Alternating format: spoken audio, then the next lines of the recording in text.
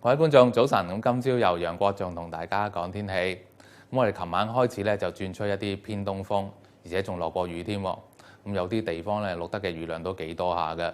嗱，由午夜到今朝6點鐘為止啦，喺沙田啦同埋係大埔所錄得嘅雨量咧都超過有30毫米啦。而大範圍嘅衛星雲圖嗰度，我哋見得到啦，華南地區咧普遍都係受到一道雲帶所覆蓋住嘅。咁由於係落過雨啦，又吹住一啲比較大嘅偏東風啊，咁今朝大家起身嘅時候咧，都可能有啲涼涼地嘅感覺。嗱，出門口返工返學嘅時候，最好帶翻多件外套啦。嗱，今朝各區嘅最低氣温分佈咧都相當之平均嘅，咁介乎最低嘅大約係21度啦，至到最高嘅大約係24度。咁預計今日嘅天氣情況咧都會係大致多雲，初時有幾陣嘅雨㗎。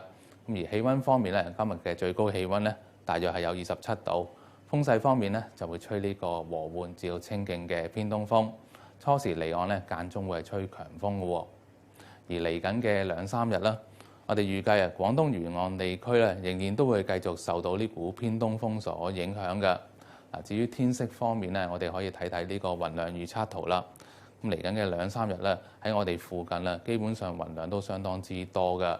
咁所以我哋預計嚟緊嘅1-2日咧，我哋天氣情況仍然都會係大致多雲，而且天氣係稍為涼嘅。